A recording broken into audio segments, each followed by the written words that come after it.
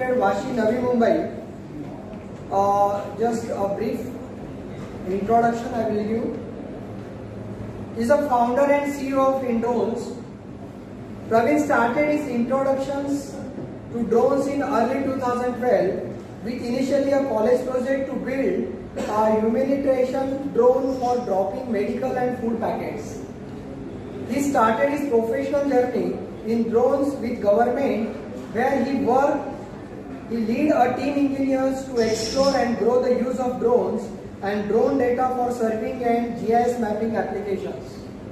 With all experience and drone industry growing exponentially, he founded InDrones in the year 2015 along with Mr. Ravi Singh, co-founder and CTO of InDrones. InDrones is one of the leading end-to-end drone solutions company in India with capability on working on a large-scale mapping projects and so far work and over 5,000 square meter of mapping work. Although drone data has been a widespread use in last few years in almost all the industries, InDrones focus on GIS and surveying, infrastructure and utilities, mines and quarry and agriculture. So I will request a drone man to present his keynotes over here. Please.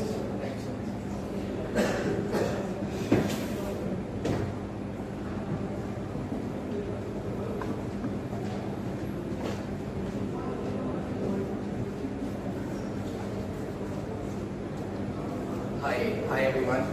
Thank you, sir, for the amazing introduction. Okay, so my introduction, as sir read, we are probably one of the experienced guys, so to say, from bottom-up approach, where we have understood the uses of drones. There have been a long 4 to 5 years of struggle on setting up SOPs, and we are at a position where we will talk, and I would like to give a brief presentation and would like to showcase what all drones, or rather what we have been able to achieve using drones. I heard a few people saying that whether can you fly this drone, we want to see it fly, but I'm going to do something more exciting. What we have created, how we have used this drone to solve real life issues. So if I can have the presentation up.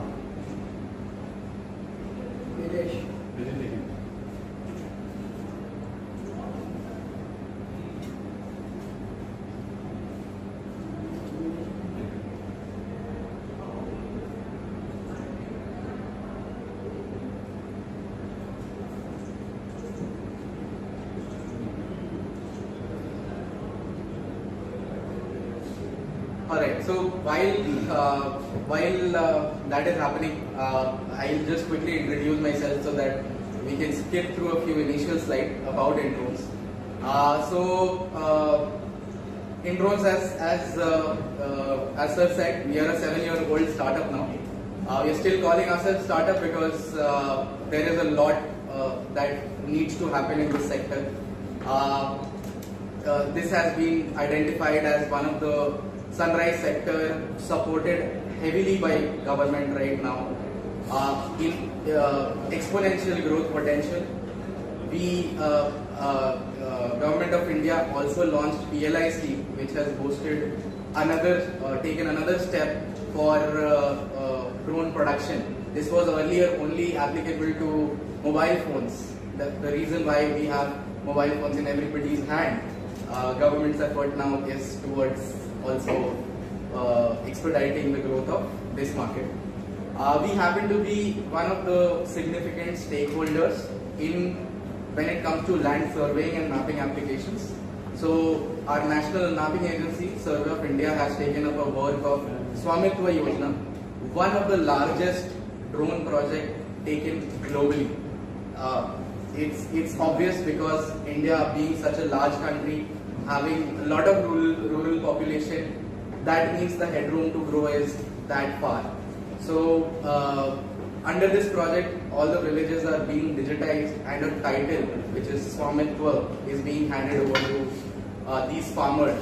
so that they can they can be part of the financial process now. I mean, people living in cities, we are having access to great, just buying a credit card, and then we are able to take loan more than our income.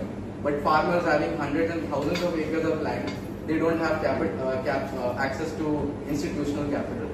This step is going to help support that, and we are proud that we are doing work in more than 3 states right now and hoping to contribute.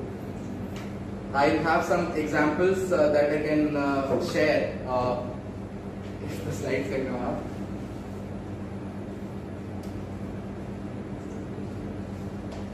About 1.5 minutes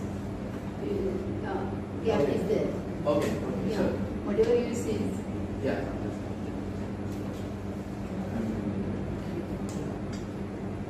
The commander's clinic takes about 90 seconds. Okay. It's lagging. That's the lag. Yeah. Yeah. Right. All right. So.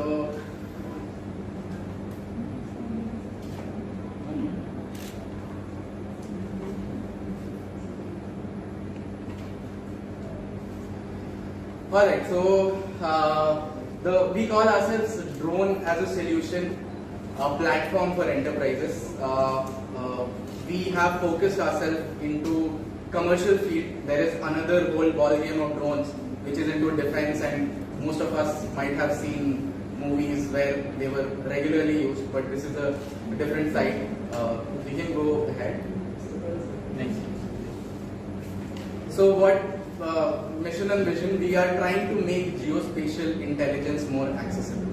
What that means is the power of Google Maps and Ola's and Uber's of today are basically powered by geospatial intelligence. We hope to bring that to probably every sector possible, starting from construction industry to infrastructure industry. We're going there, and hopefully all this digitization will accelerate the growth of Industry 4.0. Next, please. Yeah, so we started back in 2015. At typical startup story, I started the venture at the basement of my house. 7 years of slogging. Last year we were only 12 people team. Today we are 45 plus and growing. So that's the kind of exponential growth that I'm talking about. We are also, I'm also, as Sir mentioned, I'm also one of the founding directors of Drone Federation of India, which was an initiative to solve these problems, to arrive at this situation today. Now we are in a situation where any graduate with enough skills, and we have on the panel Mr. Pranav will talk about training and skilling. Anybody can land a good job and can really make a living out of this work itself. We are 4 critical people, Ravi, me, Harshad and Dr. Apurva. 50 plus of cumulative experience, one of the leaders in drone-based surveying and mapping. We have also been contributing heavily towards ecosystem building, participating in various workshops, even developing partner networks to let them be part of the solution that we are building and help take their support in scaling these operations. Can we go to the next slide, please? So typically this is the industries that we are working on, and I'll touch upon by the examples. So construction, estimated global market for drone data services or geospatial services is about 22 billion by 2025. Out of that, over 30% is in construction stage. Right? I come from Navi Mumbai, Vashi. We have several large projects going on in data center division, commercial construction that's happening in Raigad and Navi Mumbai region. And each of those projects have now started using drone data for better flow and transparency. We have been also doing automated pipeline monitoring for oil and gas sector. Indian Oil has been, we had deployed drones from Panipat to Indira Gandhi Airport, the line that is supplied, and there is, 60+% of the cases where pipeline leakages are detected is due to sabotage, right? So that's the power of drone. When you have something flying and doing continuous 24/7 monitoring, that chances of reduction of sabotage goes quite high. Besides mining and quarrying, I think we'll cover this with further examples. I'll just skip through a couple of slides here. You can go to the next slide. Right, so this is how the system is working. There are drones, we manufacture drones, and we provide services. Now, we have built a platform whereby we are getting more partners, more and more drone companies to work with us and deliver these services. Right, so we've got, next slide please. Okay. I think I can have. Right, so we built 3 categories of drone. One of that is sitting over here, a 2 kg drone, 4.8 kg drone and a 7.8 kg drone. All of them have different capabilities. Happy to share more details, but this particular drone is being used in VEHICLEUAV project as we speak, and it generates out of the box. It generates centimeter level data or map, as we call it, using DPK technologies that are there and corrections which are being set up in the country right now. Sigma 75 is another drone that flies for almost 60 minutes, and Vector VTOL is a bigger drone, flies for much longer and can be used for longer range missions. For example, automated pipeline inspection for hundreds of kilometers. We have been building these platforms where our pilots and partners are talking to us. InSync is a ground control station application which connects with the pilot. InFlight is a real-time data monitoring solution. So imagine like in Ganpati Visarjan use cases, there are 10 odd drones flying and you have look of every nook and corner.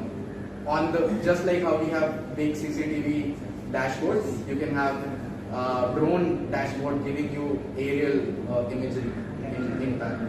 And then InGIS is a cloud-based drone data management and analytics application. So photogrammetry being the underlying principle, we have been using the same in InGIS. Services, high resolution aerial mapping and survey, inspection and analysis. We are doing 3D modeling, precision agriculture, custom payload service, and progress monitoring in construction. This is what forms the drones, the platforms and services forms drone as a solution. A few examples. So, happy to take up more questions or write to me if you want to know more, but this is a typical deliverable of a drone which is coming from photogrammetry. Orthophoto, which is a true northern image. DSM, which has got elevation data. DTM, after removing the man-made objects, we get to DTM. Point cloud is a 3D point cloud structure, and contour lines are actually used for all engineering developments that we can talk about. Now, this data basically interfaces with multiple industries, sectors, and software. Most of these data is digestible by all our industry well-known softwares like AutoCAD, and many others. So in mining there is SurPack, which can digest this data directly. You don't have to do anything else. On top of that, these are some of the analytics that can be used for. So you can do a stockpile analysis. Whatever is left on the ground, you can calculate that. You can create cadastral maps. Drones are being used for critical infrastructure where it's difficult to send a human. So we have a photo over there right above the power plant. And then surveillance and okay, so couple of examples now I'm starting. This is a drone imagery taken 2 weeks apart, and what can the technologies like chain detection do? So an automated chain detection algorithm, very simple one. shows that there is a water accumulation over there. To show how accurate is this, right? So on the left image there is a bike, very small bike. On the right image there is none, and that has been flagged off as a change. And this can happen for the entire pipeline, right? You are flying hundreds of kilometers. You just have to watch a report menu where all the anomalies are marked up. There is specific software processing. Yes, there is back-end algorithms for this. Then we have inflight.live, which is, as I said, it's a platform where the drone data, the pilot is streaming the drone data onto a platform, and then the stakeholders, whoever have to see this, can see that from anywhere in the country. So you want to see your factory, which you don't want to visit right now, you can do that over here, or as an event, as I mentioned.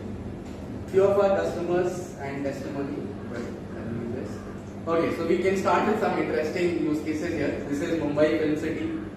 We happen to work with them, and there was a problem of encroachment. But what is it? What is the encroachment? Where is it? What is really happening? Nobody has proof, right? So once we started doing this activity on weekly basis, and we detected changes like this, right? So you see that small huts, the green patch has been cleared and small huts have started coming up over there. This is IOCL pipeline. The previous slide that I showed up change detection. The same drone is flying over there, and we had automated the entire inspection process.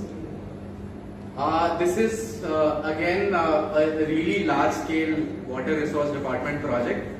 Somebody was asking earlier how much data can a drone capture. Is it really possible that you can do large scale data? So I have on screen a 3500 square kilometer imagery. The entire area is in high resolution as any other image that you can imagine, which is 50 to 60 times better than any satellite image that we have freely. Swamitva scheme, I already mentioned this. All land properties are digitized, and a property card is given to the farmer. Same drone has been used there.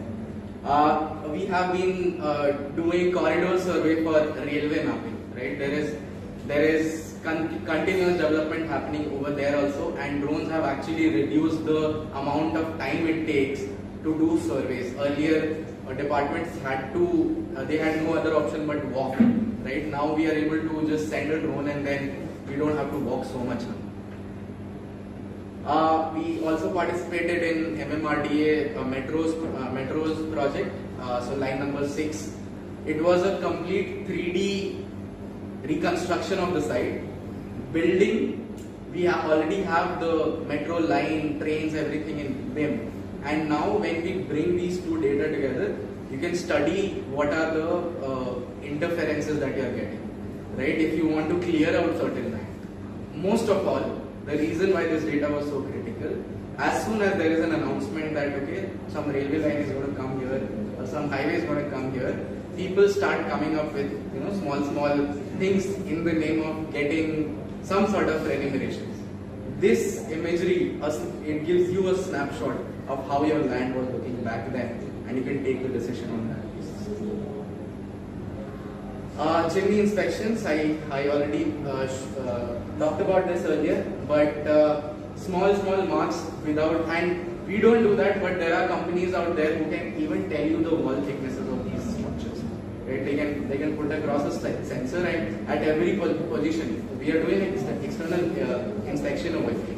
Imagine if we don't know what is happening inside, it is going to be difficult. So there are sensors and companies who are doing that as well. Then many greenfield projects, mining projects where a lot of land acquisition is required. Drone data has been very fruitful over there. In cases of agriculture, drones like these can also be equipped with multispectral and hyperspectral sensors. We have been working with a few customers and arriving at phenotyping experiments.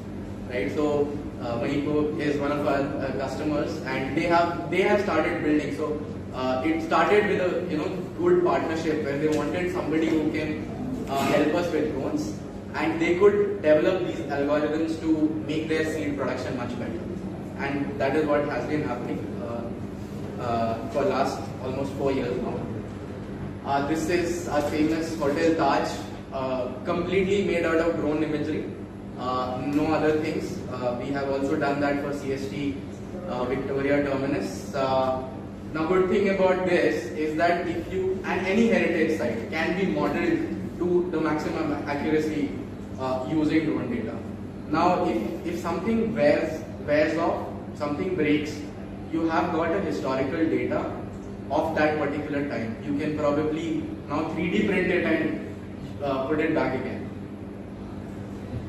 That's it. These are few of the use cases. Happy to talk more. Thank you so much. Thank you. What are the job opportunities for students? Graduate students. Yes. What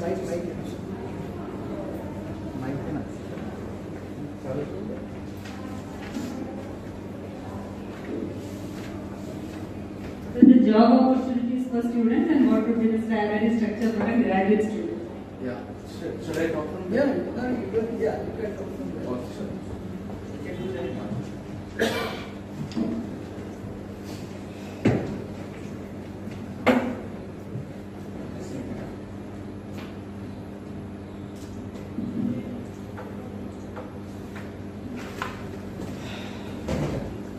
Yeah, ma'am, skill is the shortage for this particular sector for growth right now. Earlier it was regulation that has been sorted out. Big corporates have ensured that enough capital is available for doing innovation. But skill is something that will have to take its own path. So there is a certification program which a student can take. That is, Mr. Pranav owns one of the RPTOs. It's called Remote Pilot Training Institute. After doing this course, it is very easily for a pilot who has got passion to have a starting job of at least 25 to 30,000 rupees. From the beginning, from the day when he can start drawing that, and sky is the limit. Because when we are talking about this, when we are thinking, we see that the operations are not going to be just more, but it's going to get more and more complex in nature. So the earlier a person gets in, he will have that much experience that he can now handle larger, complicated projects. So exciting opportunity Any graduate here, any engineering graduate in any branch. Yes, there is actually no requirement of a particular field, but science, typical science graduates can take these courses. Any other, if interested, can ask. Is there any international law which governs or controls the use of drones? Yes, so so this is how it happens. There is an international organization which gives guidelines, but every country and every state in return comes up with its own policy, because every country has got its own challenges to deal with, and even at state level. So Telangana has come up with its own drone policy. So the close border, drones are landing in other countries and then they are striking and yeah, so our Indian regulation itself takes care of that. The regulation says that you cannot fly 5 kilometers, near 5 kilometers to any international I'm body. talking about the international law. Any international statute or law is there or not? There has to be, but India itself is saying that we cannot. I mean, if you fly within 5 kilometers of a border, you'll get arrested. And it is for interstate also. That is for international market. International. Only Two international. boundaries. Yes. That is for all of the nations. This is for different nations. Anyone want to ask any question, please? Hello. They would be. Yes. Sorry. Whenever you get any project, what are the formalities or procedures you have to complete? Can you repeat the question? once again? Whenever you start with any project, you need to take any formalities, permissions from the government, or what is the normal flow of your work? Right. So, in the rule book that we have, the regulation that has been passed, the entire country has been divided into green zones, yellow zones, and red zones. Green zones, you don't have to do anything. All you have to do is have a registered drone, have a registered pilot, and you can just go fly in green zone. You don't have to do anything. In yellow zone, there is limited paperwork that is involved, and you have to go and seek permission. In red zone, you are absolutely not allowed to fly, and even if there is some urgency that requires special permission, which can take months to come in. So very strategic areas like Bombay is completely almost red zone. Airport within 5 to 12 kilometer red and yellow zone, and international boundary, as I said, 5 kilometers you cannot fly. But anywhere in green zone, which is almost 90% of the country, fortunately right now, you can fly. What is the height range that the drone can fly?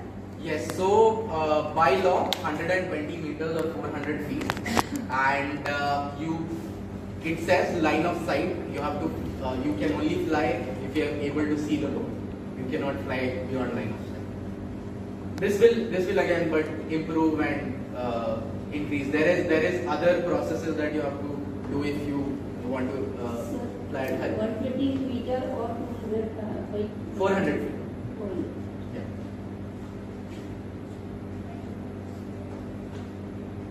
Any other, please?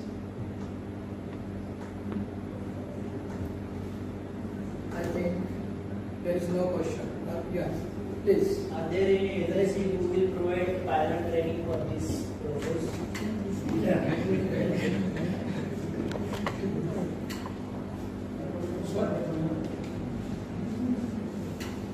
Hello.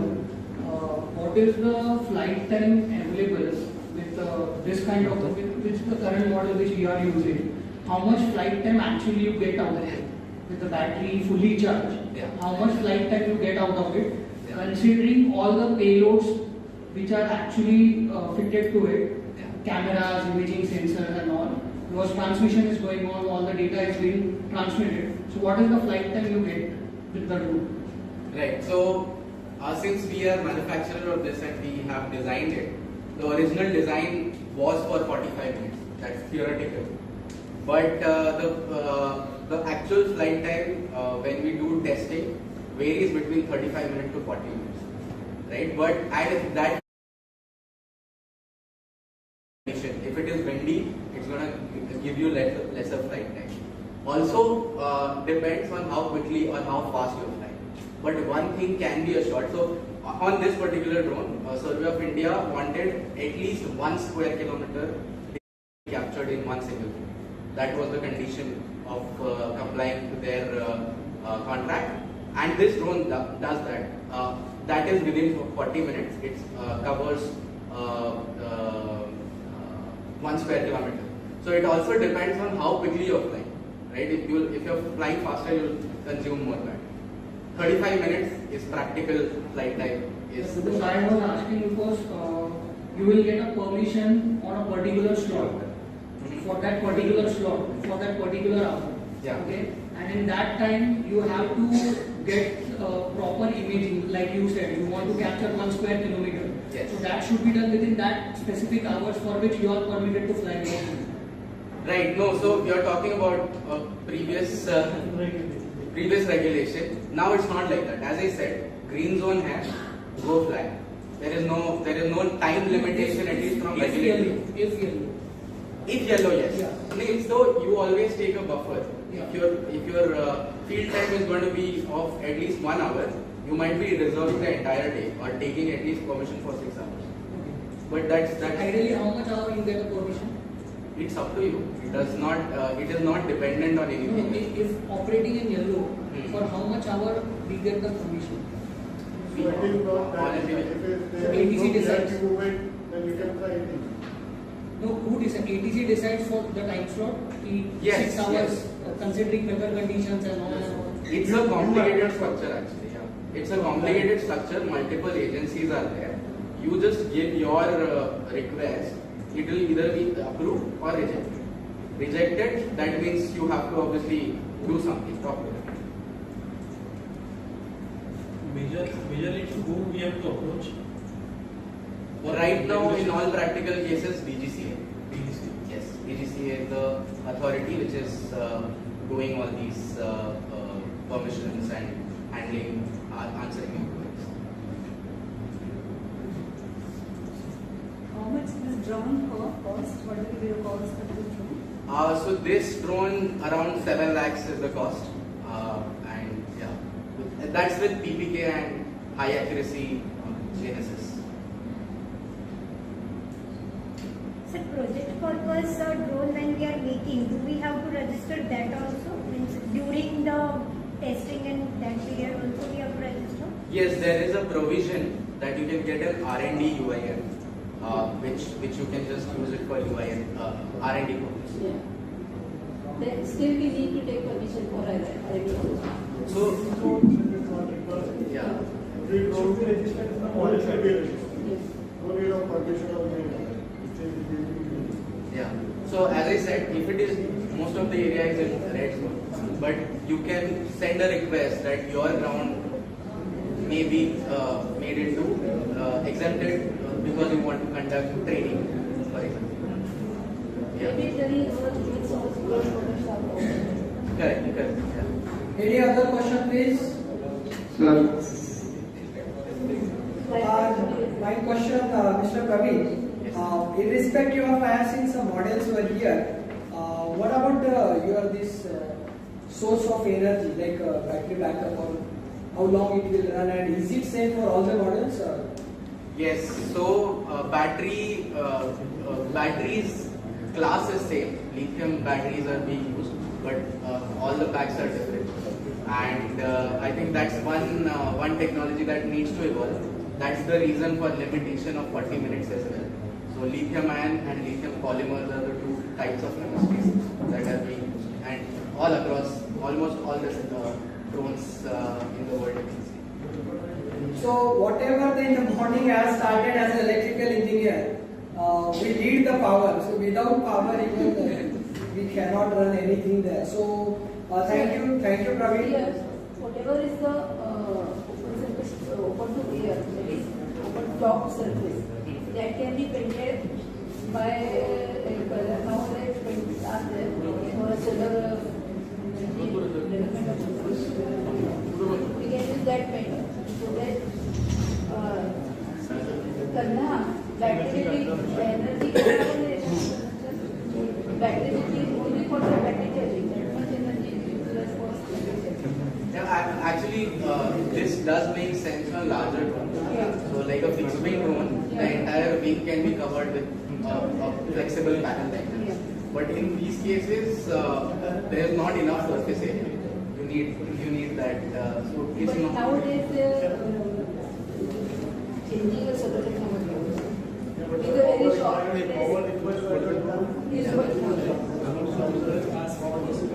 at least 40 minutes can be extended to 50 minutes. All the materials.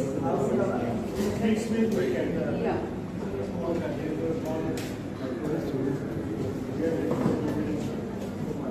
Okay, thank you, Praveen. And I am very happy to share over here. Praveen is our alumni, and we are really proud of him over here. He is saying today, even after 7 years, he is a startup, and he has come with a case studies, that is the real-time data.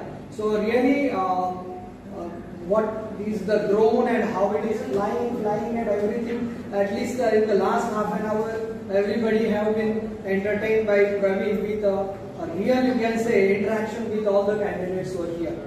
So thank you, Praveen, and I am very happy that it will help even for monitoring and you are this forecasting and all this right now.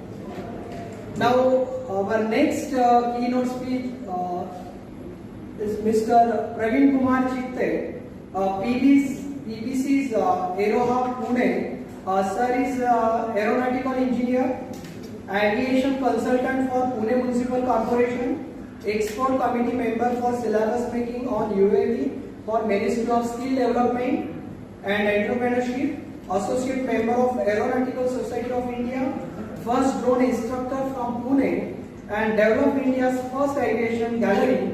So I welcome Mr. Praveen Kumar Chitte to present the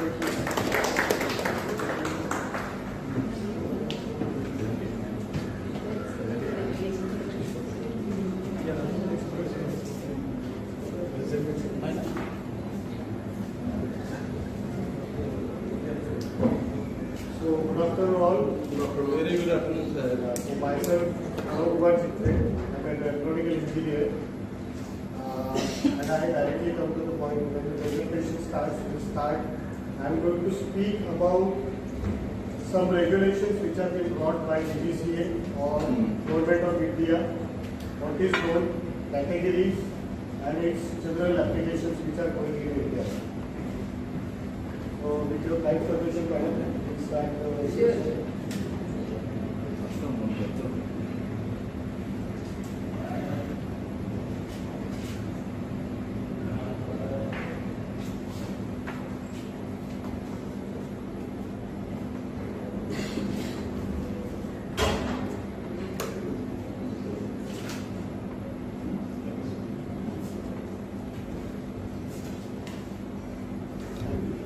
So we start with the fourth, which is given by aviation is the proof that even we have the capacity to achieve the impossible. So at PBC Zero, we are active since 2008. We are providing aviation consult to DRDO. We were providing. Now we have gone basically in services. So we are pioneer of aerial shooting using multi-rotors in Pune. We started aerial shooting using multi-rotors in Pune. We did the first aeroporting show for Goa government and Maharashtra government revenue recovery. I am aviation consultant for Pune Municipal Corporation and expert committee member for Ministry of Skill Development and Entrepreneurship. We have developed drone syllabus for their CTS program for 6 months. So under IT and NSQL, they are doing it now.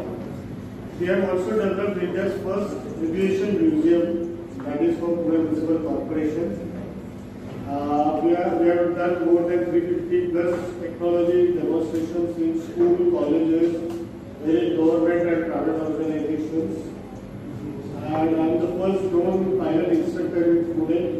And now we are a DGCA approved anti-drone, that is remote pilot training organization. So these are some of our client lists which we are working with. So majorly government, the film industry, and advertising agencies, corporate companies, and real estate. So this is all about us.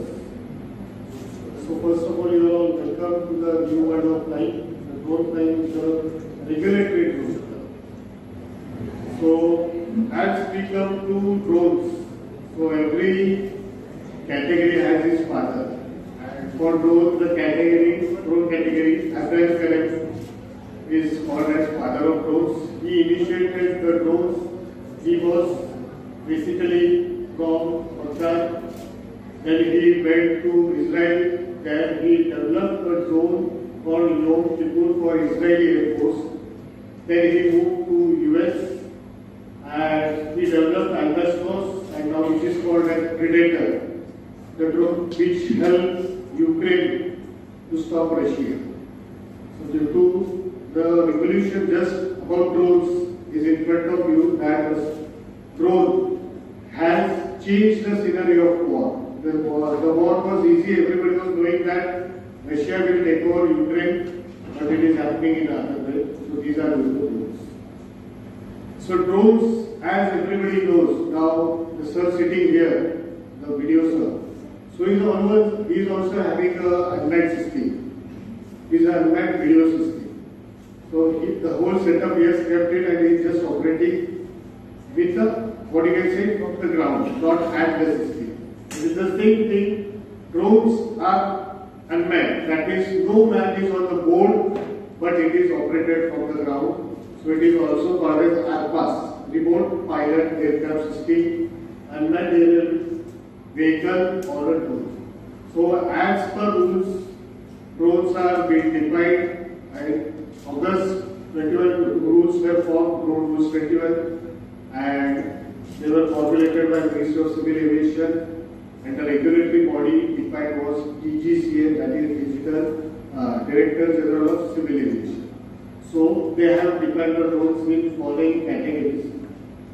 So classification is done under weight, design and range. So in weight, they are divided into nano, micro, small, medium and large. Nano are below 250 grams, 250 to 2 kg are micro, 2 kg to 25 kg are small, 25 to 150 are medium and all above 150 are large. Since in India the trainings are in small category as of now. Up to 25 kg category the trainings are going on. Nano is exempted from the training category, and micro, if you are not using commercially, then again the certification is exempted for micro. So as per design, DGC has classified the RPAS or drone into following three categories: fixed wing, rotary wings and hybrid wings. The one which Indro showed was one fixed wing and one hybrid wing, which is having both rotor and the fixed wing also. The in front, the Indro drone, that is a rotary, it is having the wings are rotary wings, and the conventional wings, they come in fixed. And as per range, they are divided into V loss, EV loss and VRV loss. That means visual line of sight, beyond visual line of sight, beyond range and visual line of sight. So range of your radio. So it is beyond your radio line of sight. So till now in India, the trainings are going for V loss only. PV loss will be coming in 2-3 months with DGC approves. So nomenclatures are in different countries are as follows. So the word drone, it came from France. So France has generated the word drone. So Director General of Civil Aviation of France, they follow the word drone. Some follow UAS, Unmanned Aerial Systems, that is CA, FA, ASA, UNVSA. So they follow US. And in India we call it as RPAS, and now we are using it as drone also. So this is just the basic information regarding drones and the rules, regulatory bodies. We will move to applications. Now, in India, there are many applications which are going on. So it is an overview that 1.8 billion crore will happen in India by 23. The things are going on, just as Swabhipur Yojana is going on, many more programs are going on. So the reach of that will be around 1.8 billion US. So what are the major sectors where the drones are being used? So if you see, the first one is agricultural sector. Now, first of all, some of you might be from agricultural background. You might be knowing the pain of for labor, getting the labor. We are not getting the labor. So the major issue is being solved by the drone. Now, whenever you take or you get a labor, his efficiency for the whole day is around say 2 acres or 2.5 acres, not more than that. But the drone does the spraying say in 14 minutes. That means in 14 minutes it sprays the 2 acre line. So in a whole day with 5 sets of batteries, the person can spray 20 acres a day. So here comes a business opportunity as an entrepreneur or as an employee for the company. Also, why the drones are being used? When the crop grows up to 4 or 5 feet, the farmer cannot go inside to see where the crop is being affected by the pest or what. Here comes then the drone. So the drone checks the crop health. If they find that at this area the pest has been affected, the pesticide spraying is done by the drones. So drones are now being used for majorly crop health, monitoring and crop health maintenance. Now, Government of India has set a policy. They are going to give subsidy for buying the drones, 50%, 60% and 100%. Means 50% for any farmer, 60% agricultural graduate who wants to do a business, and 100% for the FPOs, that is farmer producing organization, up to 10 lakh. That means either 10 lakh rupees or the road cost is around 7 lakh rupees, then 7 lakh rupees will be given. The next sector is real estate. Now, the conventional way of doing the survey was taking your DGPS, taking all the equipment by hand. The man used to stand at the corner, then the other man. So these were all, what you can say, the old type of doing the surveys. Now, this survey can be done by drones in few minutes or in few hours with accurate data.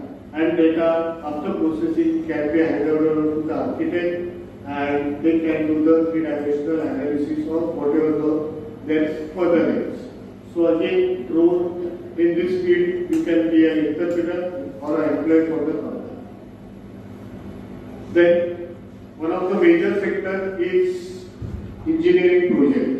Now, if you see, these are windmills and these are the high tension cable lines. So whenever these projects are being done, you should do the maintenance of this. So conventionally, how it was done, the drone is being, the propeller is being stopped.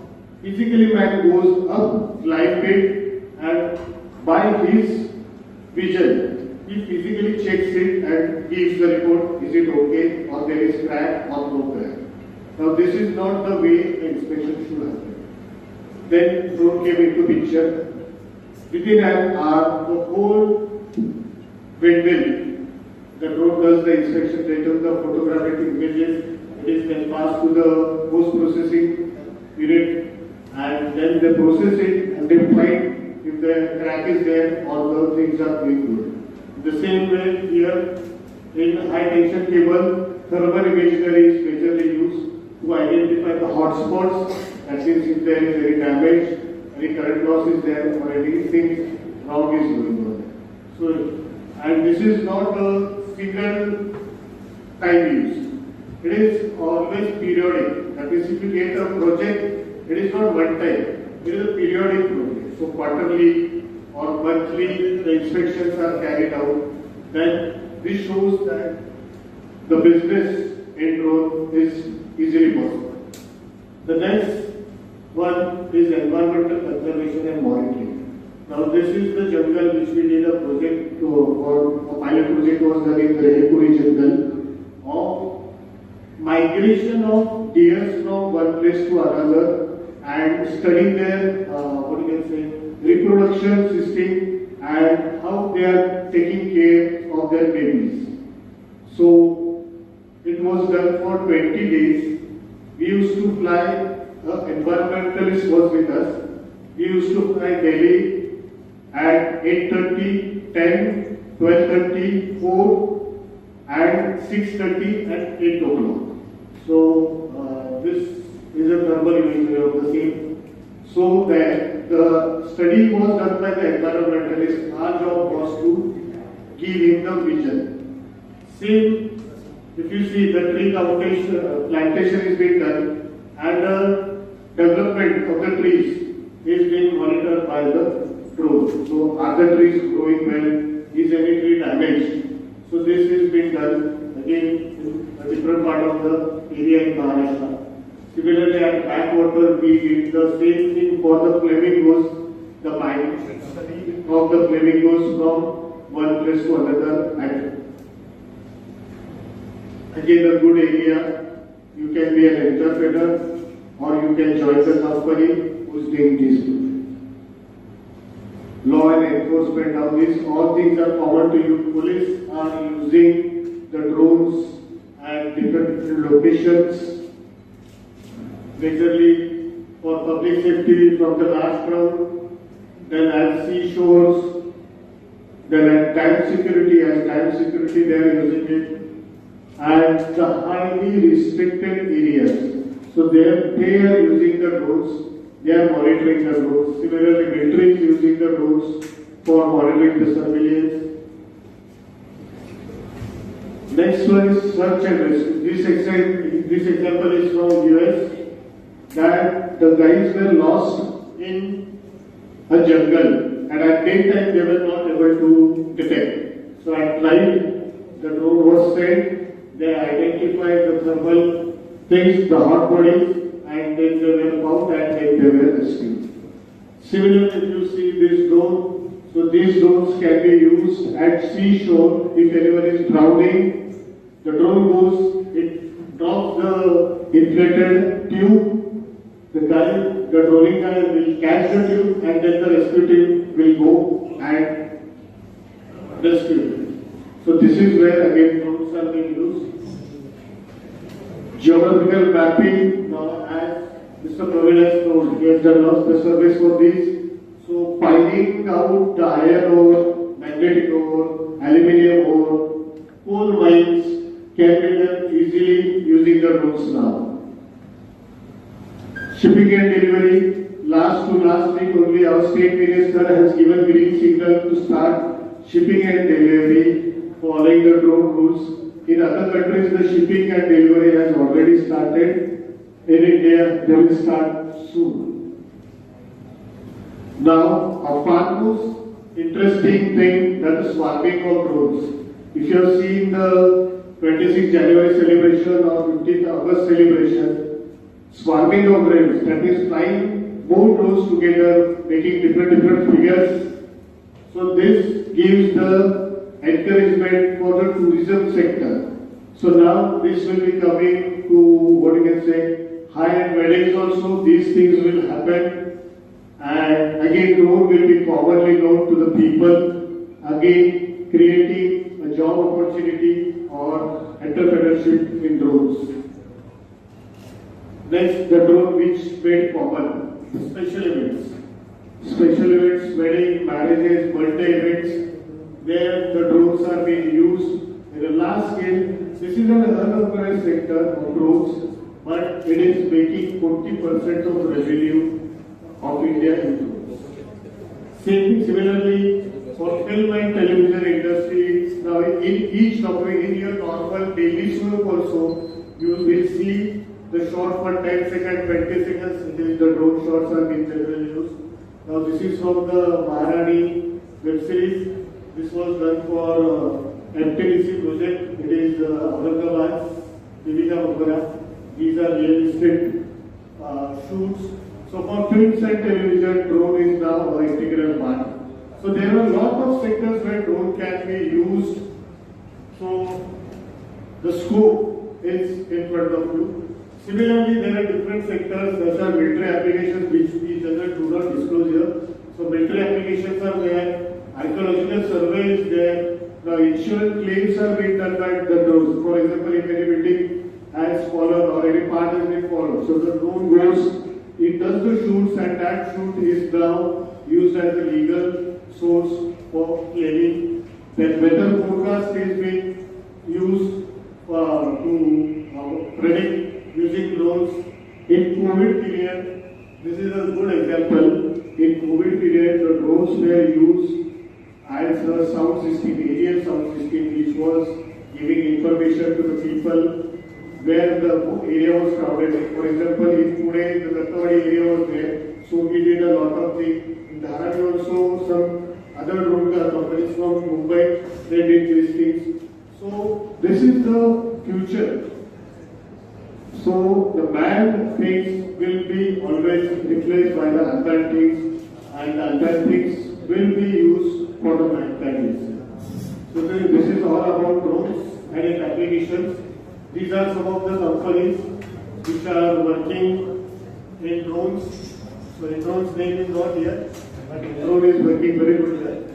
So these are basically these companies are what you can say we have taken from different sectors. So these are some of the companies which are working in different sectors. Now what are the different career opportunities?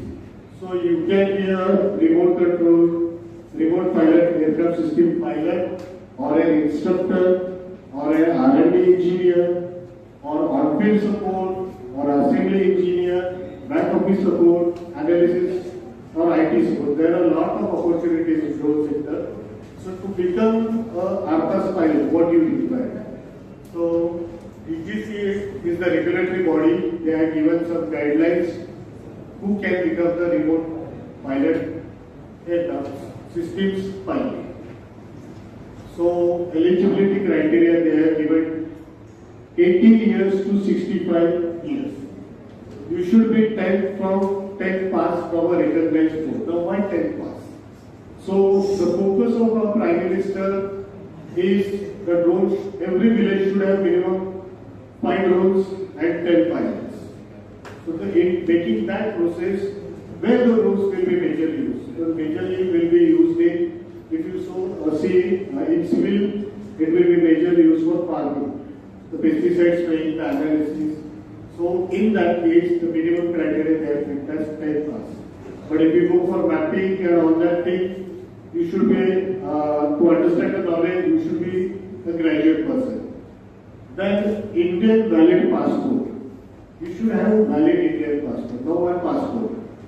So passport gives you character verification.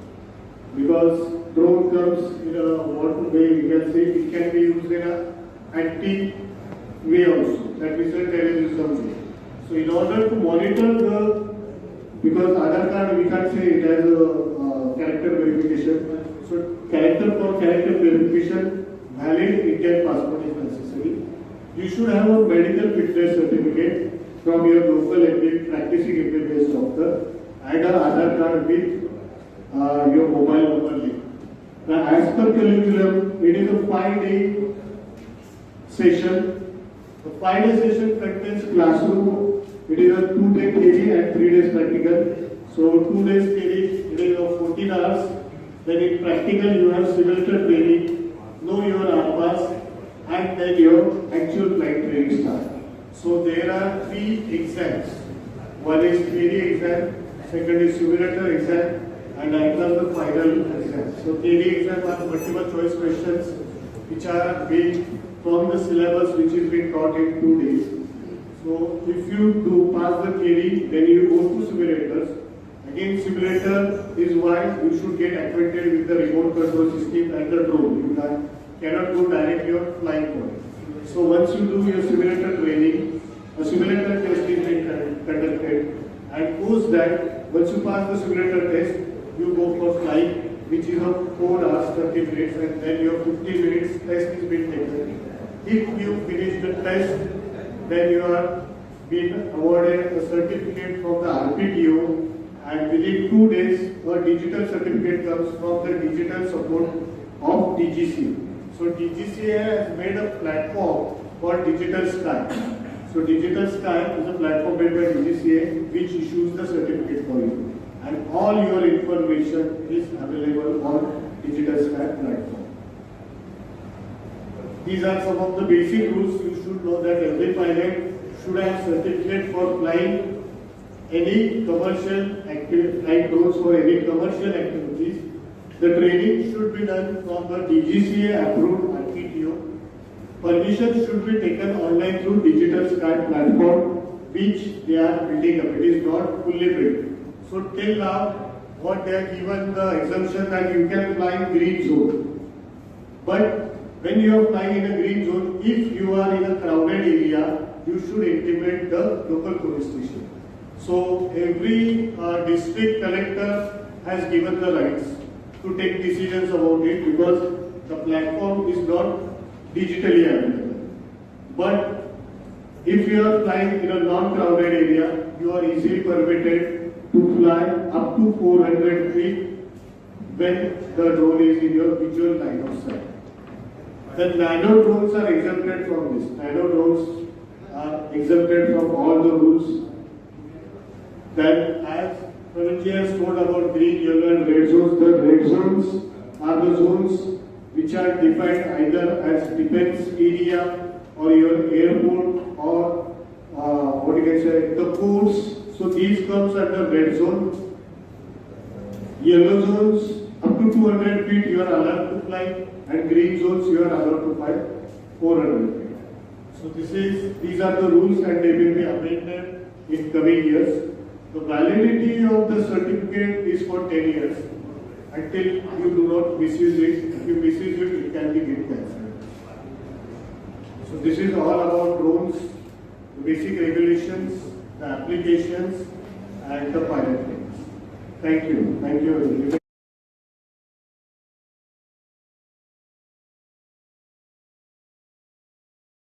How is the process? There is a RPTO, Radio Pilot Training Organization. You have to apply to Digital Staff and DGC basically now. So they come and inspect your area. If all the norms are being done, they allot you that area. So for example, if government polytechnic boys want to do training, so the training can't happen here. The training will be happening at that area only which is allotted by DGC. So our institute is in Pune. Yes, Pune. So what is the cost for this training? So the cost for micro it is 40,000 and for small category it is 50,000. So you are Plus GST. Sorry. You are planning some setup in Mumbai for training? So Mumbai actually is a totally red zone. Total red zone. We were planning near Mumbai, Lonavala, but again the Alpe Valley and whole area is again in the red zone. So again it's a issue. So what generally it is when it's a residential course type thing, 5 days the students have to come there, 2 days theory, that can be conducted online, and the students can be here and we can take it online, but for the 3 days they have to be there.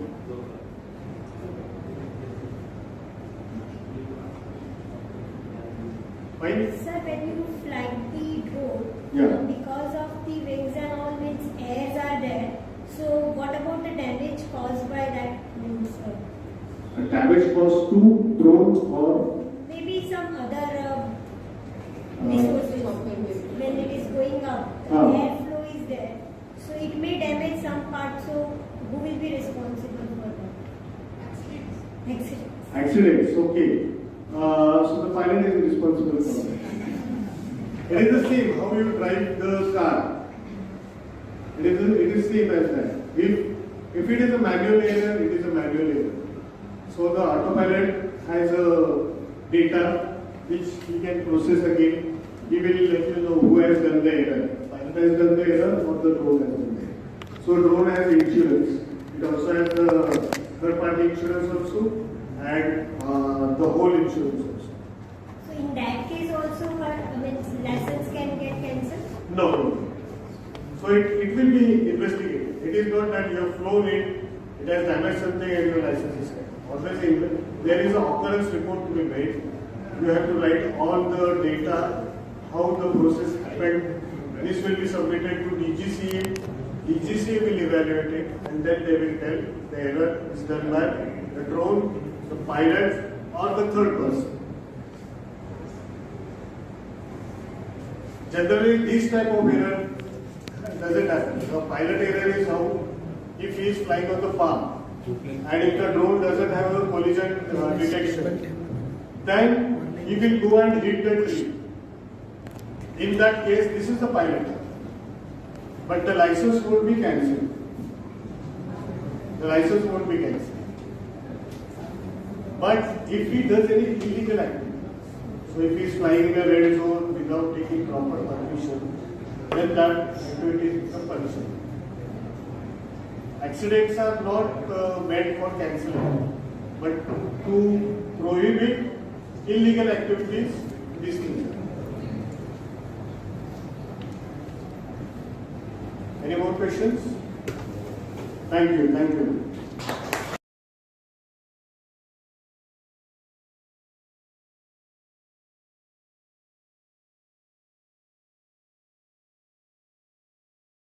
So let's talk about these details of drone design. Design is not so simple, but in his brief time he has tried to what exactly is the drone design, rules and regulations, and then we have seen that wide applications are there in this drone technology.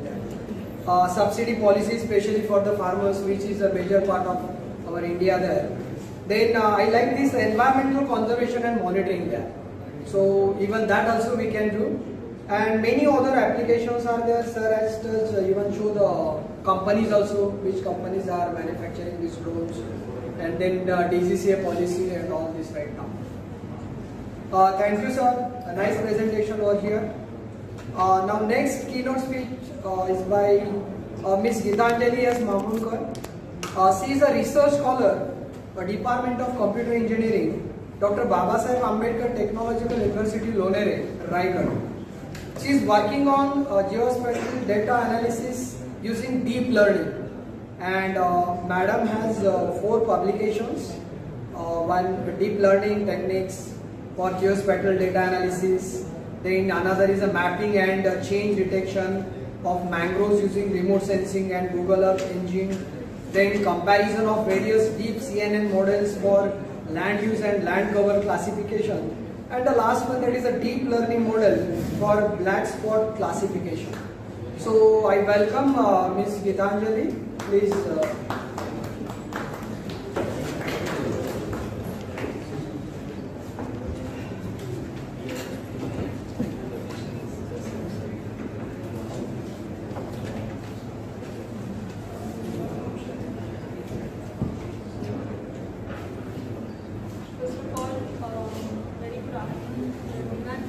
Very happy Engineers Day. Thank you, sir, for your time. Today I am here to present my research publication. My research work in the area of geospatial data analysis.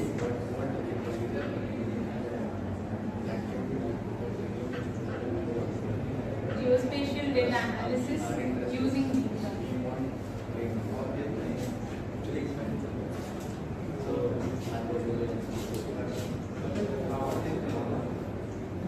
Hello.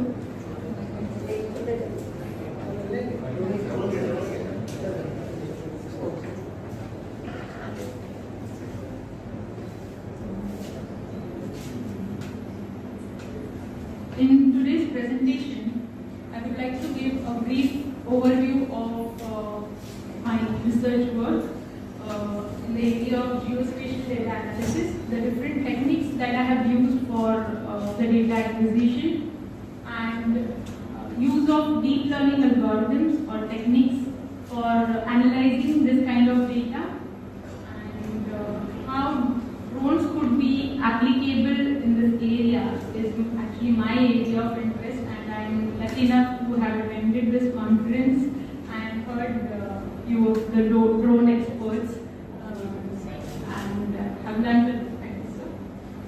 So to begin with, let me tell you what is geospatial data. Basically, geospatial data is any information that has geographical aspect to it. Okay, any geographical location attached to a data is geospatial data. It is data about any object or maybe any event or phenomena that is occurring on the surface of the earth, which has and this data can have location information in the form of geo-coordinates or coordinates like latitude, longitude coordinates, or it could be attribute information like the characteristics related to any object, event or phenomenon on the surface of the earth, or often it could be temporal information, that is the time for which the location or attributes exist. Okay.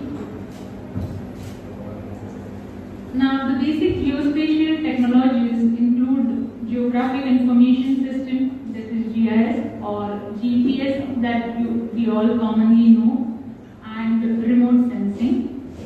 GIS is the geographic information system it is the database that contains geospatial data and the technology that is used to analyze this data and visualize the results, or rather managing the data. As we all, in simple terms, I could say, if you have heard about database management systems, then this is a kind of database management system for geospatial data.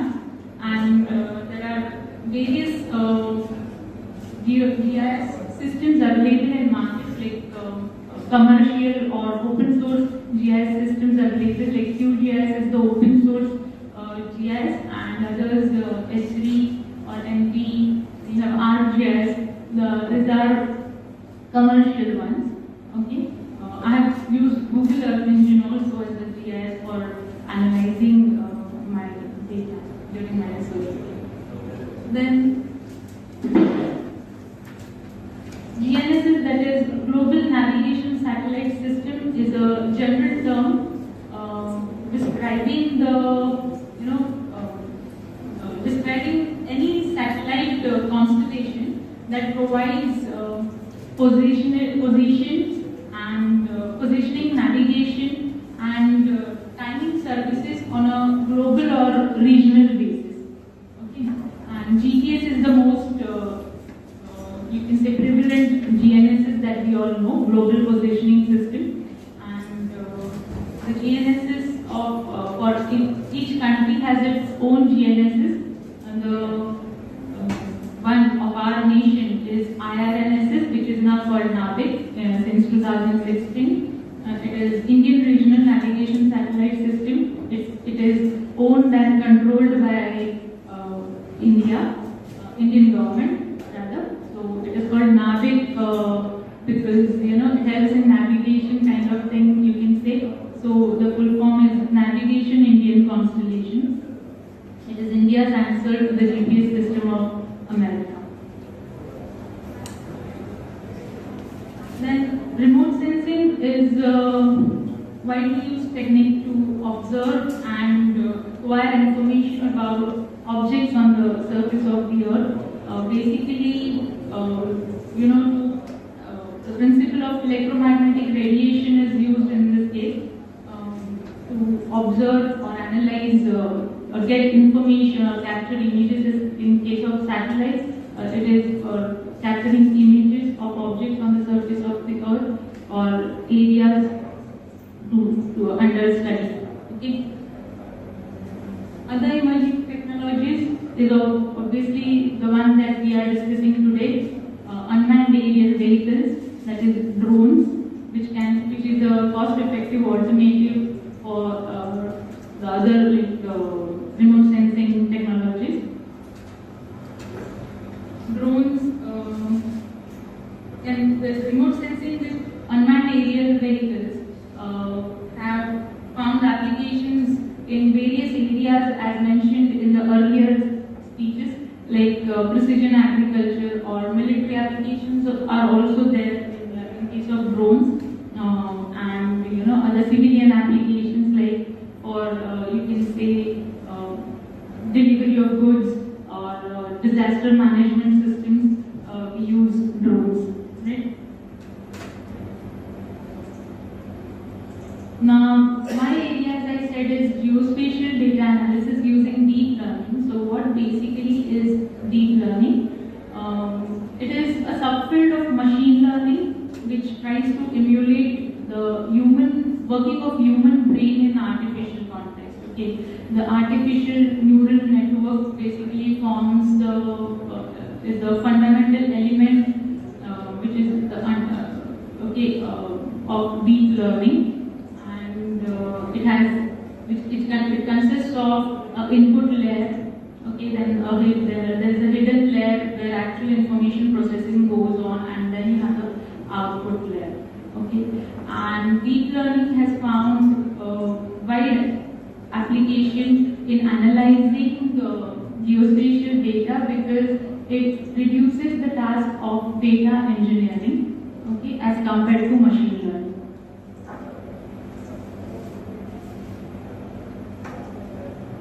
These are the few of my publications.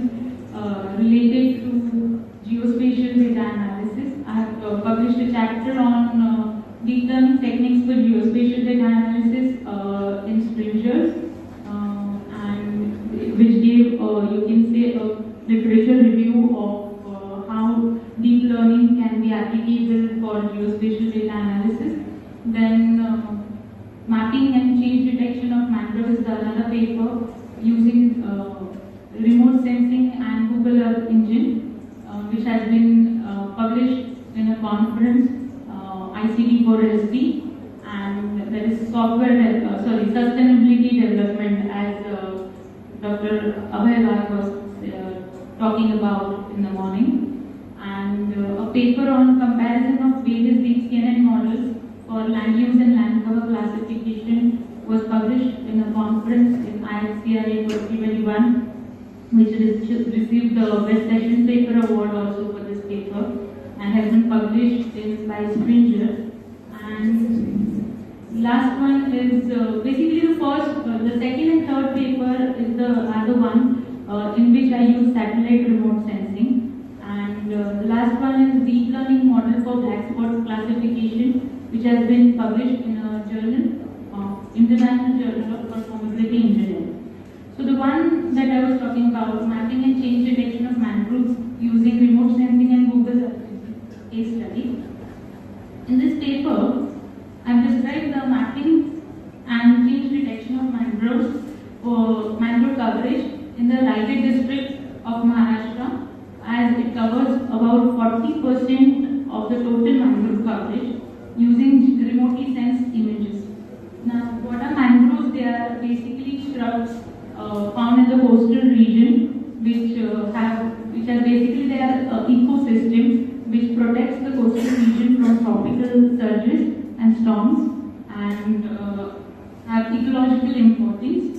And it is very important to conserve mangrove forest, and government is taking necessary, is planning necessary strategies for this purpose. I've used Landsat 7 and Landsat 8 images for the year 2009 and 2019, and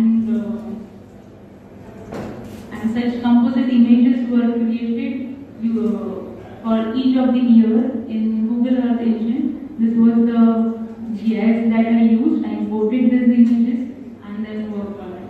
This was the methodology that I used. I created a composite image for each of the year, and then I created training and testing samples using the public domain dataset that I imported in Google Earth engine, and using various spectral indices, I tried to map mangroves in the area of Raigad district, and then using random forest classification algorithm, which is a machine learning algorithm basically for classification. I classified the region, classified mangroves out of all the vegetation, and then calculated the mangrove extent in square kilometers for the year 2000. Detected the difference to find out the change over the decade in square kilometers, and calculated the accuracy for the. Basically, I am from the field of computer engineering, so my main focus is on deep learning algorithm, and this is a kind of application that I am working on, geospatial data analysis. So here, these two images actually. The first image, if you can see over there are red spots in the first image, upper image, and in the lower image there are blue spots. Okay, they are the patches where mangroves were found in the year 2009 and 2019. And when I overlapped both the layers, I could find the increase in the extent of mangroves over the decade. I compared my results with the Forest Survey of India report, and which was quite close to the results that I got, and this proved the accuracy of my algorithm. So this was the work I did, and I found that using satellite remote sensing and Google Earth engine to estimate the mangrove coverage and detect the change over the decade is more efficient and effective than ground survey, as remote sensing can reach the inaccessible areas, like where humans can't reach. You can use remote sensing, right? Now today I have also not only today but earlier also I was wondering instead of using satellite remote sensing, instead of using satellite remote sensing, if I had had used drones for this purpose, it would have been more cost effective for me. That was the only reason I didn't create my own data set basically. I went in for public domain data sets that were available on the internet. But it would have been easier for me if I would have used drones. Then next is comparison of various deep CNN models for land use and land cover classification. In this paper, what I did is I used certain machine learning and deep learning algorithms like residual networks, algorithms and models, and VGG models. These are the deep learning models, and they are pre-trained on image-based data set. And what I did is I implemented this pre-trained model in Keras API in cattle, and I imported it from Keras API and implemented them on Eurosat dataset. This is again a public domain dataset of satellite images, which had about 27,000 images of different classes like vegetation, crops, forests, then industries, residential areas and all. And then I tried to classify the image, the areas, okay, into these different classes, or classify the images into these classes. And I implemented the algorithm and found the accuracy of each of the algorithm, and found that VGG 16 algorithm gave the best accuracy of classification. The advantage of using these pre-trained models was that because I was using pre-trained models, I need not write the algorithm from scratch, implement the algorithm from scratch. I just imported it from Keras API. Though the algorithms were pre-trained, they weren't pre-trained on geospatial data. They were trained on ImageNet dataset, and I used them on geospatial data. And because I used cattle infrastructure, which is a cloud infrastructure, open dataset was available over there, so that became a cost-effective solution. The work presented in my paper could be extended by performing model evaluation for other geospatial tasks such as object recognition and scene classification. So I'm sure if such kind of images are captured through drones, I would try and apply these algorithms on them, and maybe we can get better accuracy, better results. Okay. Then last one is actually not a imagery data. It is something that I used, like I used geo coordinates to from the traffic police department. Raigad Traffic Police Department provided me the location of accidents that had occurred in the past 3 years in Raigad district, okay, 2019, 2020 and 2021. And their logic is that accident spot is a black spot if more than 5 accidents or more than 10 fatalities have occurred in the past 3 years at a particular accident spot. So they wanted to mark black spots, okay, based on this data. So they had a record, terrestrial record of accidents that have occurred in these 3 years. What I did is I created a data set, accident spot data set of the location that were provided, the geo coordinates, and the number of accidents that had occurred and number of deaths that had occurred at the spot. I did data pre-processing, that is data scaling, using standardization, and provided to various algorithms just to check which algorithm gave me better results. And I found that multi-layer perceptron, which is again a basic deep learning model, which is basically used when your data set is small. Because there were in all just 63 accident spots, means actually it's not, we shouldn't actually say just in case of accident spots. But then in terms of the size of the data set, it is a smaller data set. So the 63 accident spots were there. So for that, I used multi-layer perceptron and applied all these algorithms That LR stands for logistic regression, LDA is linear discriminant analysis, support vector machines, night phase, and multi-layer perceptron. These are the algorithms. Others are machine learning algorithms, and MLP is a basic inference algorithm. I applied all these algorithms to the data set and classified the accident spotting, whether it is a black spot or not, and compared them. And this is basically the model that I have proposed, which takes as input the number of accidents in the past 3 years and the number of fatalities in the past 3 years, and basis of that, it gives you the result. This is again the results that I got, statistical parameters and all, in which I found that multi-layer perceptron gave the best result, best test accuracy, 97.78%. And application of drones in geospatial data analysis, I think this has been covered by the earlier presenters. I won't talk much because they were the experts in this area. I had just gone through what could be the possible applications, and I had just listed out few which would help me in my research area, that is precision agriculture and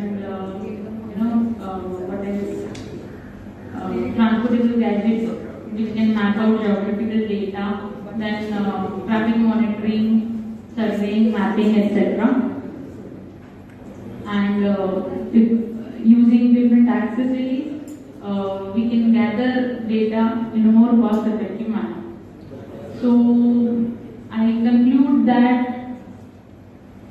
drone image processing and analysis software can allow users to perform photogrammetry on aerial imagery, and LiDAR data can be collected using UAVs. And the benefits of using drones in geospatial data analysis is that they reduce field time and survey cost and provide accurate data and map of otherwise inaccessible areas. Thank you so much, and I thank Professor Kasture for inviting me for such a wonderful conference, which will surely benefit me in my research. And I also thank all the faculties and staff of Government Polytechnic Mumbai for wonderful organization of this conference. Thank you, Deshpande ma'am, Principal DTE Mumbai, for organizing such a wonderful session. Thank you. These images are satellite image and drone image. Sorry? Just wait. Please have mic. Satellite image and drone image. Yeah, the resolution differs, no? Satellite image, yeah. If you want a very clear satellite image, you need to purchase them, and they are very costly as compared to drone images. You get better quality, better resolution using drones because they are at a lesser height from above the ground, so they give better images and at a lesser cost. Thank you.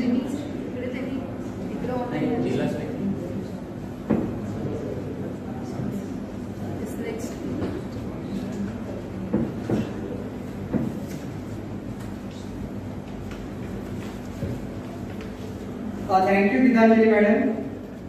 Just on 5th of September, in one of the newspaper, I have read that article that faculties are hardly finding the time for the research work there. But whatever you have presented over here, that I will appreciate your efforts. That you have done a lot of work in this area. Thank you for your nice presentation with data and analysis. One message is there from Praveen Kumar Chitte that these foreign drones are not allowed in India, but their parts have been allowed. Yeah. So even in India also, the coming areas of drone technology. So yes, sir. So now import of foreign drones for skill purpose is banned. So here comes Atmanirbhar Bharat. You can take some parts which are not manufactured in India, but the other parts can be manufactured in India. So 70% parts are now manufactured in India. The same drone if you see, 70% parts they are manufactured in India, 30 parts are in India.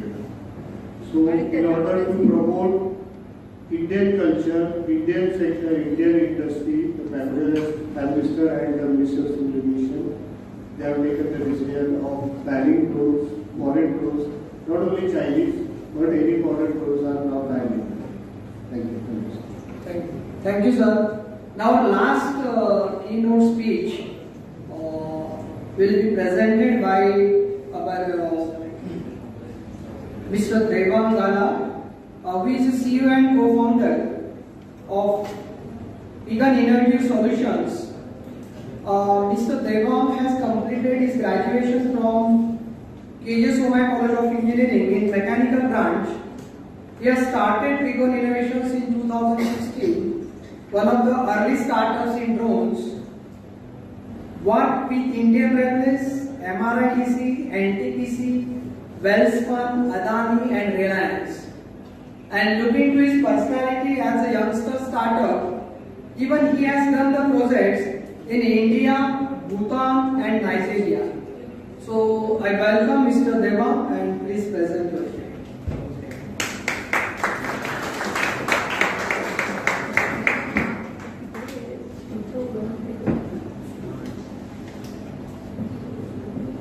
Hello, good evening. First of all, thank you for inviting us. Happy Engineers Day to all of you. So today,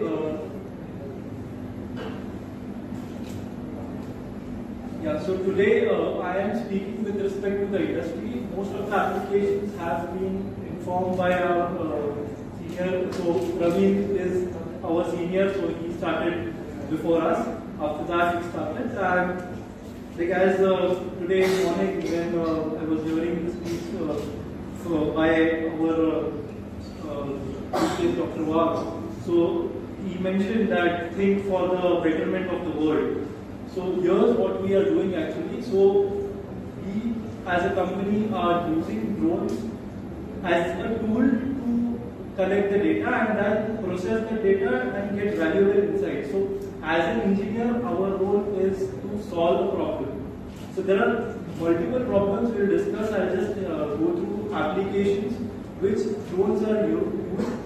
The applications are far greater than what we can think. I'll share some of the applications which you might not have thought of. So just proceeding further, just brief introduction. We started in 2016. So after that, we are a DTE registered startup, and we formed in 2014. We started early as a freelancing, then we registered the company in 2016. So after that, we have covered more than 1,000 kilometers of railway projects for monitoring purposes, roadways first projects. Inspected more than 2,000 structures, inspected not only winter by days, but chimney inspection, bridge inspection. So we have developed our in-house SOPs for basically what the problem right now is with the new engineers is that they are the practical training is important nowadays. So I was in a background of mechanical engineering, and we were doing college projects for building race cars.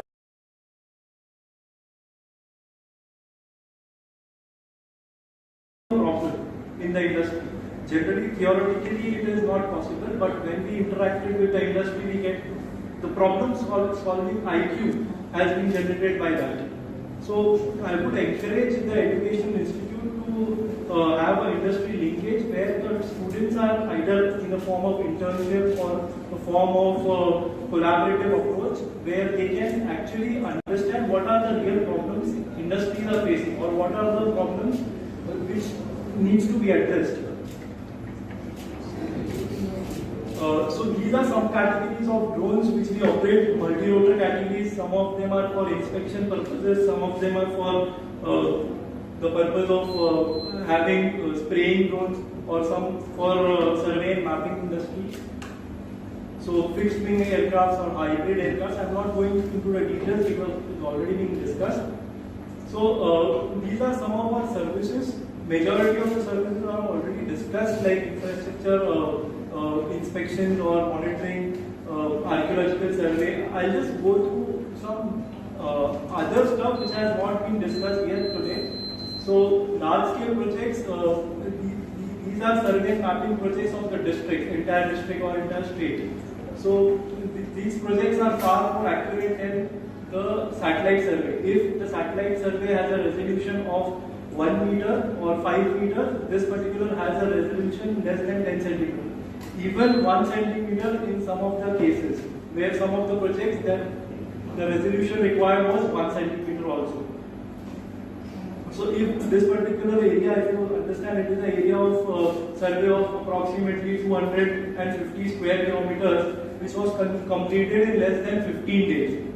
If a traditional method, if we have to implement either total station or DGPS, it would have taken a lot more time with such accuracy. So which is not possible in other technologies. A satellite survey is also possible, but the resolution is not up to the mark. Here you can understand this will be for a metro survey. So earlier the drawing on the left hand side, if you can see, so here you can see only drawing which is a plain map, whereas there is no image behind it. So there is no proof of understanding, or there is no proof whether the information given in this particular drawing is correct. But here, if you can see, there is all the markings. So the alignment which is going this here is also seen here. So alignment is shown correctly, and the structures which are there are verified using a drone survey. So this becomes a proof when surveying or latest technology are being used. So this helps, and I'll just go with the mining survey. So how many of you are from the civil background? Just raise your hand from the civil industry. Yeah, so civil industry has lots of applications using drones. So like we ourselves, Praveen also discussed earlier for the civil. So in mining also there are applications like brake line detection or slope detection or contours. So those applications are widely used. They are already done using total station. I am not denying that. But when it comes to getting more data for less amount of time or less amount of cost, the drone proves the beneficial service. We do projects with NTPC, National Thermal Power Corporation, for assessing their stockpile on a monthly basis. So these audits are to be done by a third-party company. So we do those services, and you can see here in the slide that these stockpiles are generated in 3D form. So which means that X, Y and Z coordinates are captured using drones. This also can be captured using a total station. A person may go in a grid format and capture the data, either 10 meter grid or 20 meter grid. But here the points captured in 1 square meter is more than 100 points are captured. So you can understand that the accuracy of the data which is being thrown. Next, we do projects in landslides. This particular industry is a very different and a very challenging industry. Landslide mitigation or landslide, what do you call it? Post after the landslide has occurred, we need to access this landslide. So assessing the landslide is very critical.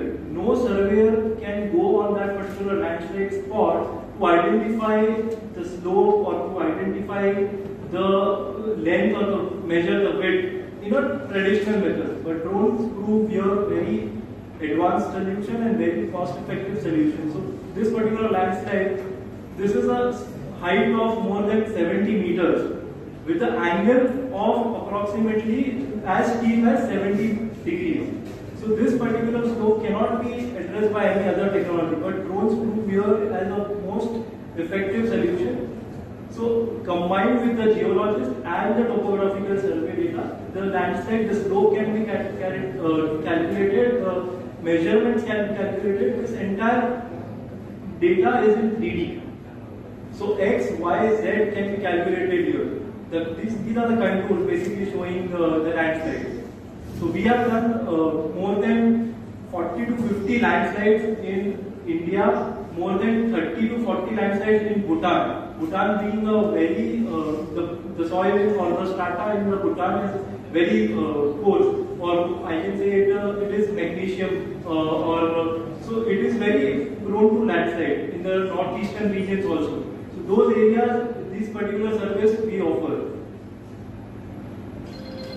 These are some of the outputs which Praveen has already shared for the civil application.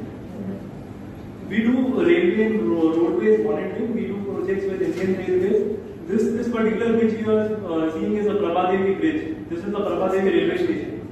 So this particular application we done entire bridges survey. So right now if you see there is a bridge construction being going on in Grand Road. The Grand Road bridge just finished construction.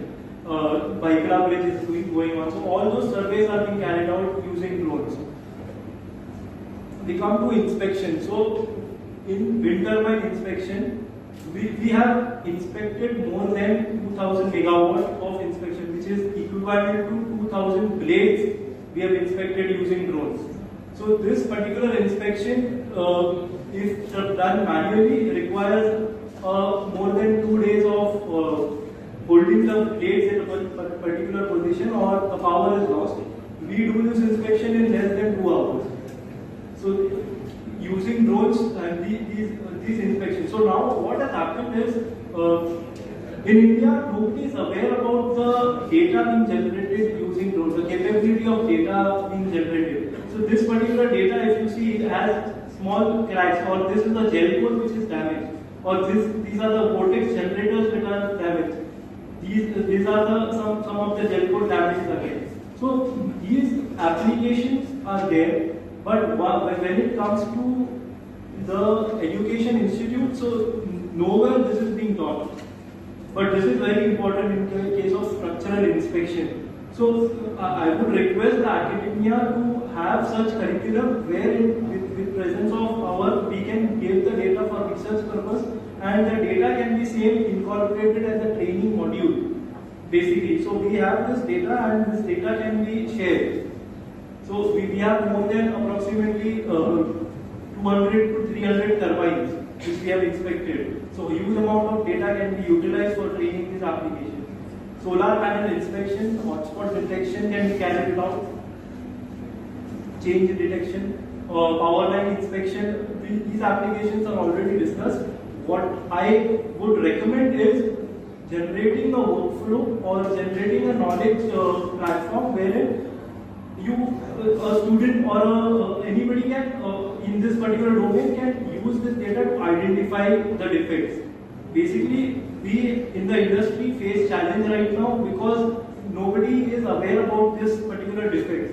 Even the structural engineers from civil background are not aware about this defects because it is not being taught in the theoretical lectures. So this is only possible when we see the data we are at site. The structural inspection like bridge inspection, this is a chimney inspection, the inspection with respect to conveyor belts. So we are doing projects with the National Thermal Power Corporation for inspecting their conveyor belts.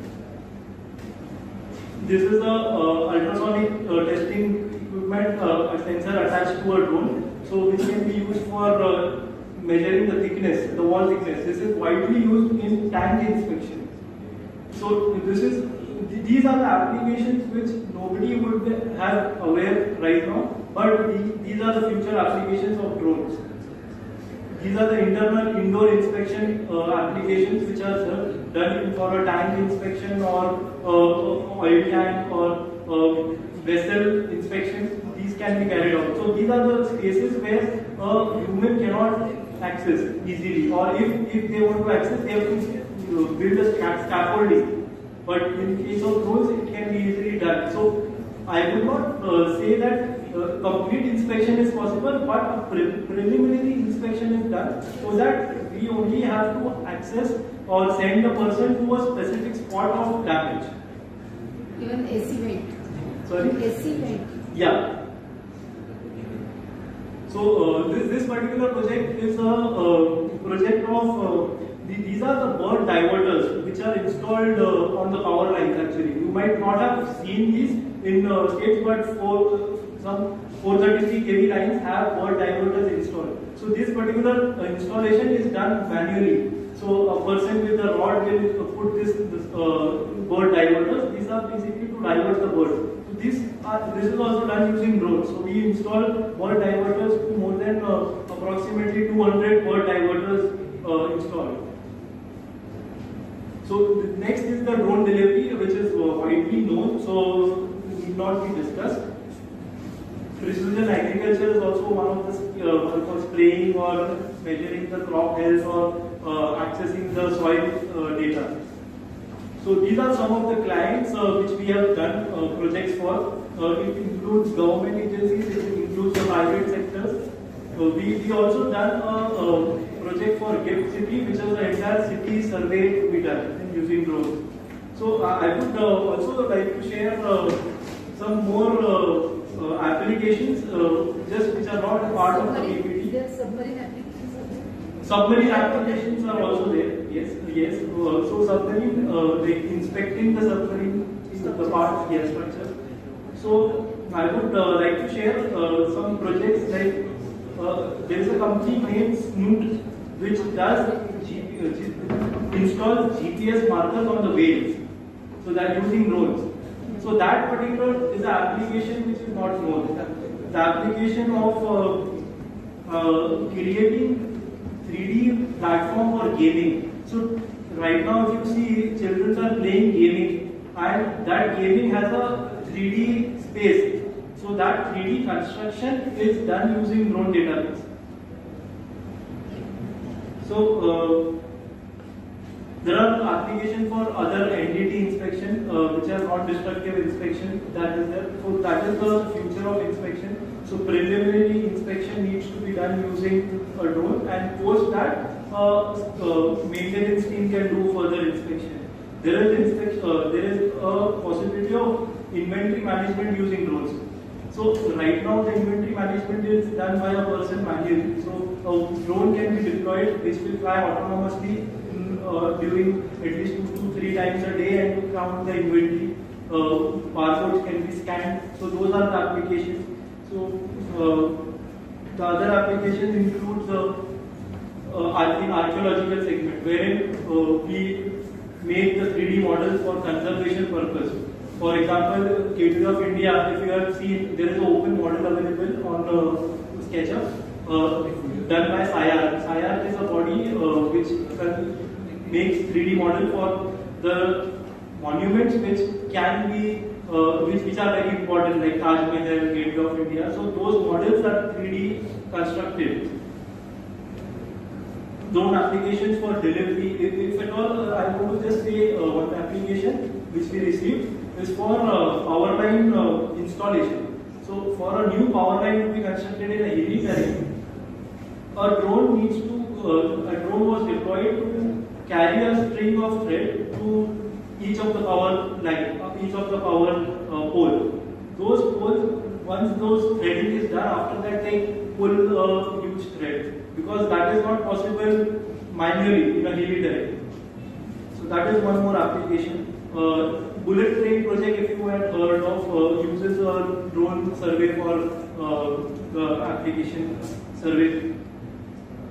So we have worked with more than 200 companies with 6 years of experience, and having a team of more than 10 people for accessing this application.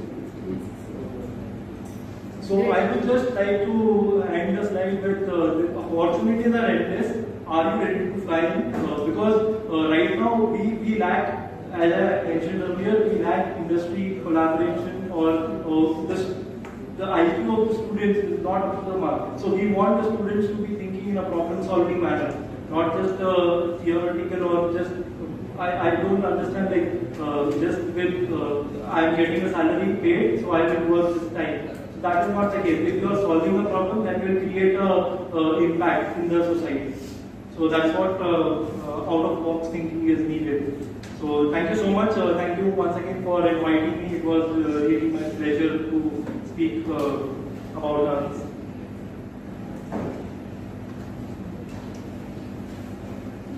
Any questions, please? We are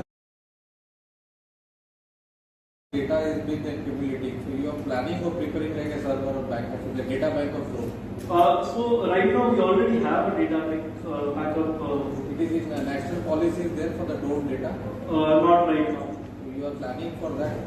We can think of yes, because we have a huge data set which can be used. Because a lot of work you have done in this all this sector, and the data after 20 it will be very very important. Yeah, data is very important. So drone is just a tool, but the money or the important part lies in the data. So you can extend your business. Yes. Any questions? So do you provide your photos for the projects? You said yes. Sorry, Means the photos which you have taken from the... yeah, we can form a MOU and definitely we can search for research projects, because see in that what happens is the industry will grow. The data is our proprietary data or the client's proprietary data. We can ask with the permission from the client, we can share the data. Of course, some confidential data cannot be shared, but whatever we can share, we can.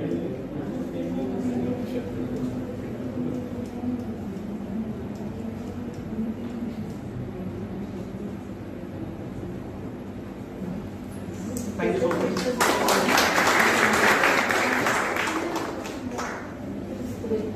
Thank you, Mr. Devang. We know that only manufacturing is not the job, so you have to provide the services. And today's era is like that. Everybody needs that dual services. And I think Devang has tried to speak on this drone solutions and services. Then how it should be a more accurate that images rather than your satellite. Because I have seen that one of the slide where wind turbine blade inspection was there. So we have seen that clear images where exactly the cracks are going on. And then like solar panel inspection, many more applications are there. So this drone technology you can utilize for the structural data, structural audit, your safety audit, even your future applications which Devang is explained over here, non-destructive inspection, and then of course the more applications in the field of electrical engineering there. Because as and when you go to the various voltage levels, it is very difficult to work as a human being there. So definitely these drones are helping to get can say quality maintenance for the higher voltages there. And he has shown and they are also elaborating all these applications almost in all the fields there. So this was our last speech. Right from the morning session, we have seen that the guest of honor speeches, then our chief guest speech, then in the noon we have seen that the keynotes from all our these dignitaries over here. So this was, you can say, a better occasion that we have organized this Engineers Day program, and in addition to this, we have celebrated this Engineers Day with this technological, you can say, the event like that is a awareness conference about the drone technology. So I think that everyone was present over here, offline, online, all have heard, and this is the real celebration of Engineers Day there. Now at last, I will call Mr. S.R. Kasture sir to have some speech over here. So please come, sir.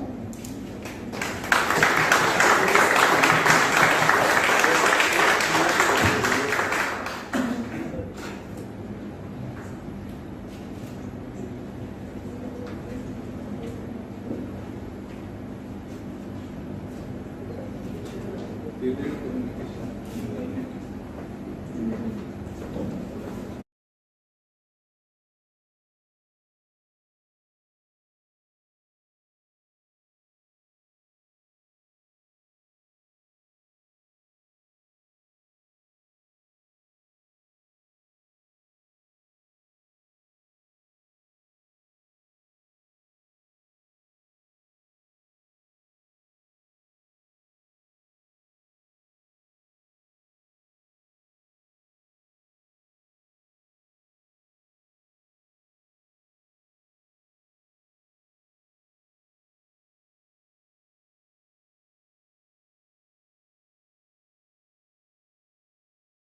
Course of artificial intelligence and machine learning here, we already started, and Government of Maharashtra started on this particular course in many places in Maharashtra.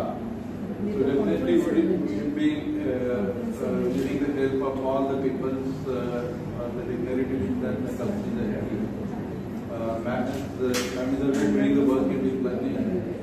So let us collaborate. Let it not be a last session.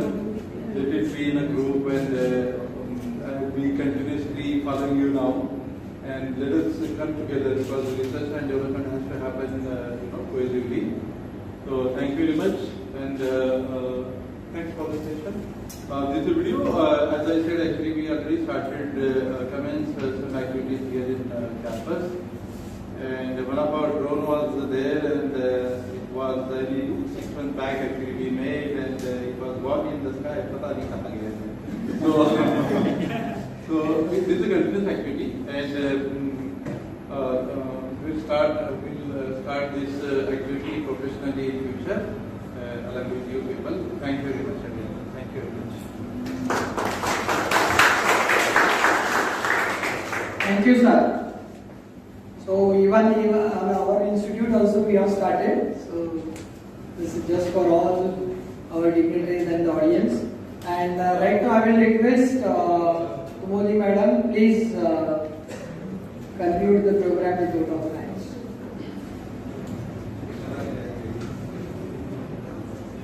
Thank you, sir. Now, I would like to thank Mr. Praveen Private Limited, Vashi, Navi Mumbai, for sharing his views about drone technology, presentation and interaction with participants. Thank you, sir. Next, I would also express my thanks to Mr. Pranav Kumar Chitte, PVC's Aero Hub Pune, for sharing basic information of drone, its types, specifications, applications of drone and pilot training. Thank you, sir. I would like to thank Ms. Gitanjali for presenting her research work and sharing her knowledge related to data science. Thank you, ma'am. I would express my thanks to Mr. Devang Gala, Aging Innovation Solutions Mumbai, for sharing different kinds of future applications of drone and services provided by them. Thank you, sir. The most important is I would express my exceptional thanks to Shri Uday Shinde sir and his committee for providing us delicious lunch today. Thank you, sir. Thank you for your continuous support. I also express my thanks to our energetic person, Professor Kasturi sir and his whole team for such a wonderful state conference. Thank you, sir. Thanks to all team members for taking efforts to make this state conference successful. Thank you very much. Now, I request all of you to stand up for national anthem.